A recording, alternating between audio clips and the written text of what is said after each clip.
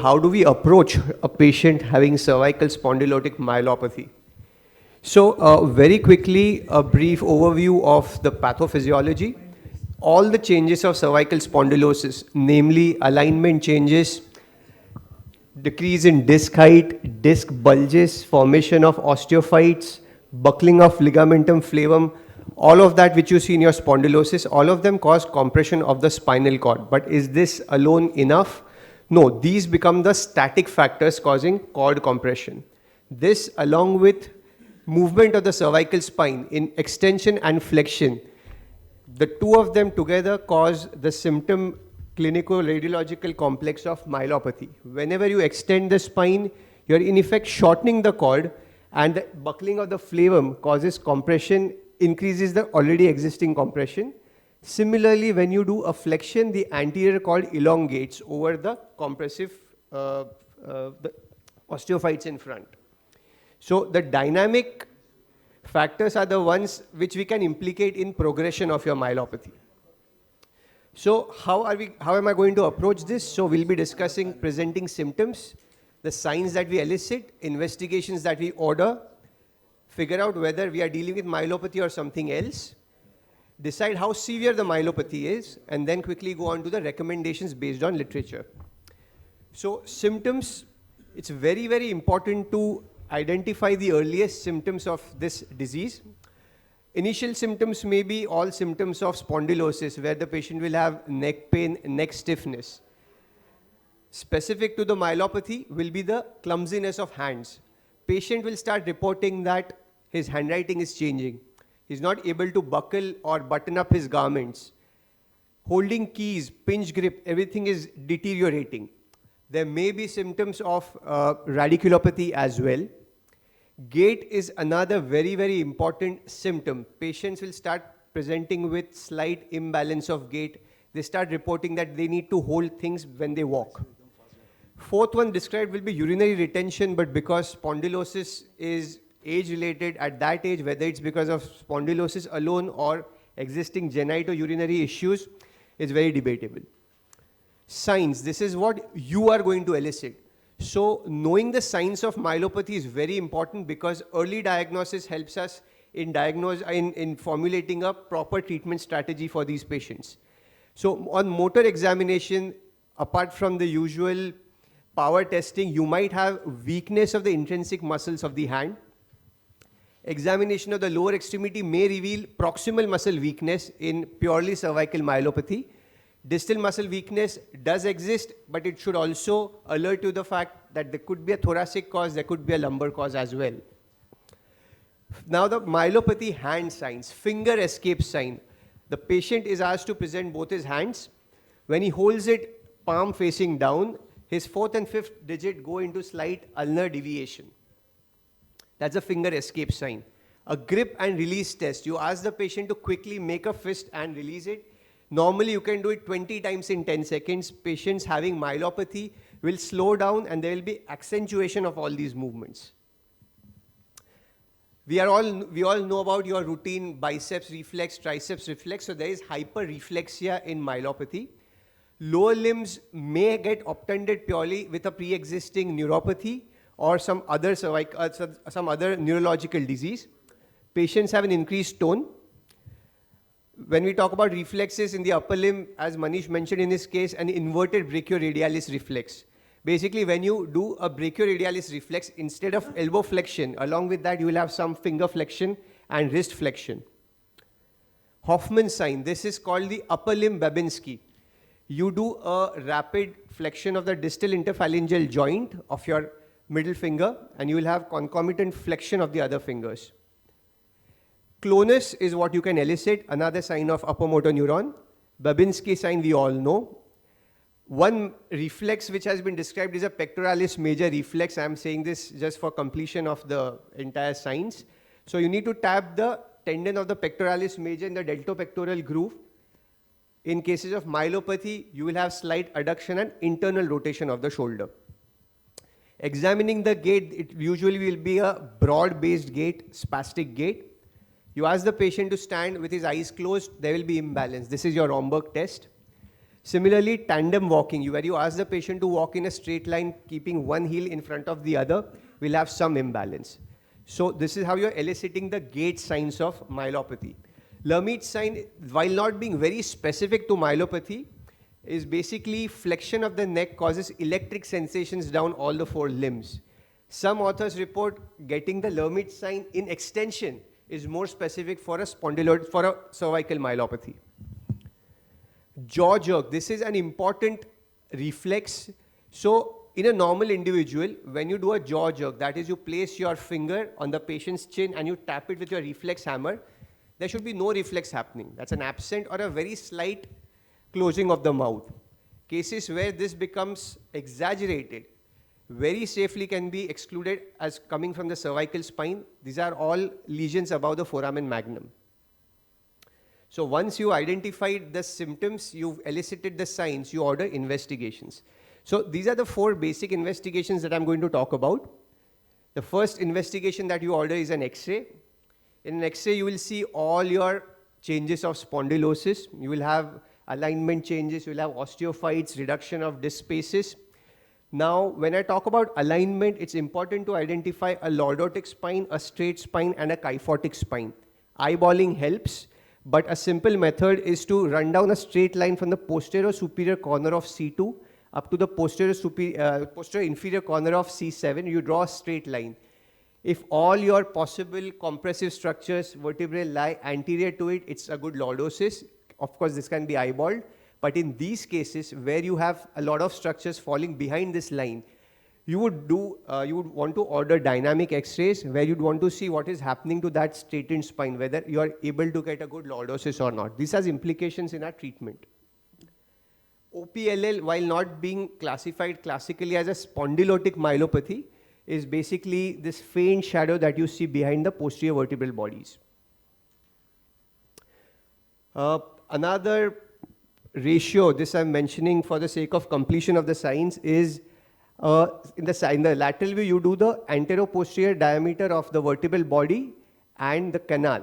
The ratio of this, if it is less than 0.8, it means that it's a congenitally narrow canal. Other different lines and angles that you draw, these are all mentioned in literature. I don't know how practical they are in your clinical practice. MRI, now this is basically the most important investigation that helps you find out exactly the levels at which the cord is compressed, how badly it is compressed, whether there is a concomitant compression of the nerve roots along with that. Various measurements can be done to measure the transverse area of the cord, the transverse and sagittal length of the cord. As I mentioned, severity of cord compression can only be ascertained on an MRI. Very important point, when you order an MRI, always screen the entire spine. You have to rule out any concomitant pathologies in the thoracic spine or the lumbar spine, which are pretty common. And more importantly, anomalies at the local vertebrae level. This again is something which will help us in our surgical planning. So a typical MRI, apart from what Manish has shown, basically changes of spondylosis where you have degeneration of your discs, slight localized retrolisthesis. There is compression from the front, there is a compression from the back because of a buckling ligament. MRI will also help you distinguish a spondylotic myelopathy from other causes, like a very dark signal on T2 and a T1 is indicative of a ossified posterior longitudinal ligament. Very important, you look at the spinal cord, look at the signal changes of your spinal cord. So typically T2 weighted images showing a hyper intensity. What you see white in the cord on a T2 image, if you don't see a similar change happening in your T1 image, it indicates that this is mostly called edema or gliosis. What does it mean? It means that these changes can be reversible. But when you have a concomitant signal change also in your T1 image, it indicates it's more of a permanent damage. This is something which cannot be reversed. This I mentioned as a compression ratio. Basically, you calculate the transverse diameter of the spinal cord and sagittal diameter of the spinal cord. Basically, anything less than 0.4 indicates that the cord is very severely compressed in the AP direction. CT scan, do we always order CT scan? Not necessarily, but CT scan does help us in planning our surgeries. CT scan acts as a complement to your X-rays and the MRI. It will better evaluate all the bony abnormalities and better evaluate your OPLL. A CT myelography has been mentioned, but it is done only in cases where your MRI is contraindicated. As I mentioned, CT is used to plan your surgery and plan your instrumentation. This is how your spondylotic myelopathy will look like. All the disc bulges, when you get them done in CT scan, you might find a lot of osteophytes as well. So this is the ossification. So when you're doing anything based on your MRI alone, you might just be happy with a discectomy, but you will fail to appreciate these overhanging osteophytes. As I mentioned, OPLL is best visualized in your CT scan. There are different classifications of OPLL, but since we are not dealing with OPLL, I'm not delving into that.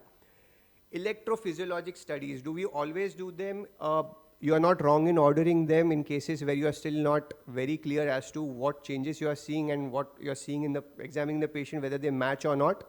And EMG, NCV will help you in distinguishing a myelopathy from other etiologies, different entrapment neuropathies, and diabetic neuropathy. Very importantly, ALS can also be picked up on electrophysiologic studies. As I mentioned, in patients who are asymptomatic, like the ones which you had shown, an SSEP, derangement of SSEP could be one of the earliest signs of an underlying myelopathy.